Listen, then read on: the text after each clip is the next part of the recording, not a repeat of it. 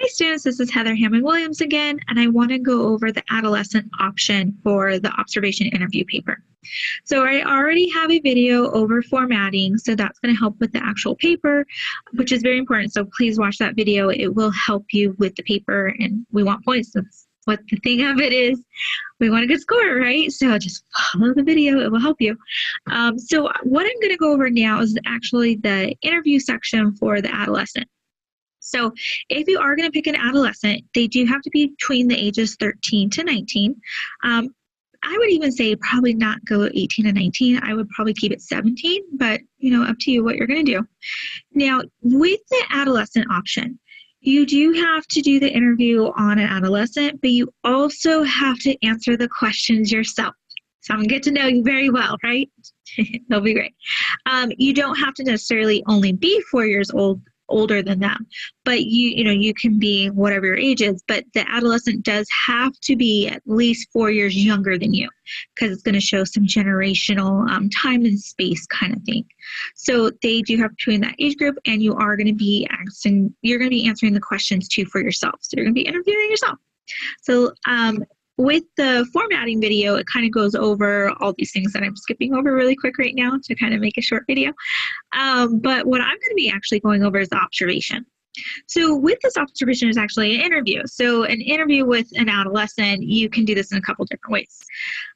Due to what's going on in our society right now, we do want to practice social distancing. So if the adolescent does not live in your home or you don't frequently see them, please feel free to do this through FaceTime, Skype, Zoom, email, text message, whatever works for the adolescents, right? It works for you too. With that, I do want notes of your interview. So you can, write this out, chicken scratch it. If you saw Ms. Heather's handwriting, it's pretty bad. My fine motor skills are really horrible. So if I wrote on the whiteboard, you'd be like, oh my goodness, Ms. Heather. So just know, it's okay. I just want to see that you did the work and you did do the interview. So with the interview, you're not going to be making up your own questions. I do have the set questions for you. If you wanted to add additional ones, of course, I'm okay with that. But you do need to address these questions because they help segue you to the developmental domains that you're going to be talking about in the next section of the paper, and see formatting video, and that will help you with that. But with this, of course, I'm not going to go through all the questions because you can read and they'll be great. So things that you're going to be asking the adolescent.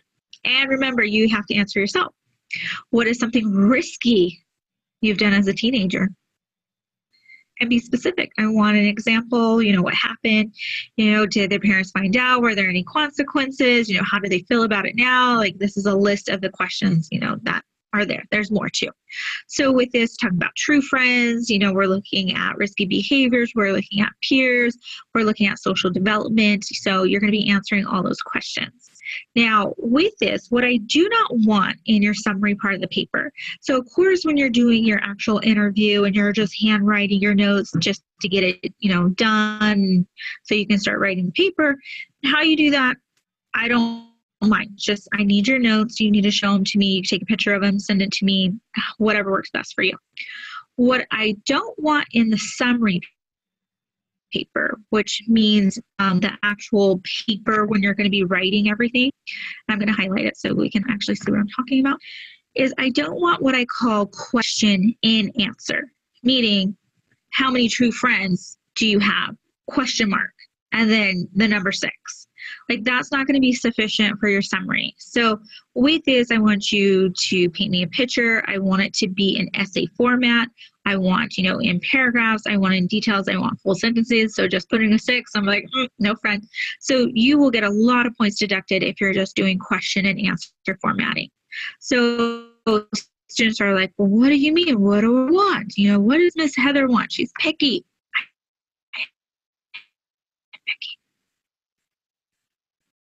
What I do want is something more like this. She has 6 friends. They have all went to middle school and high school together.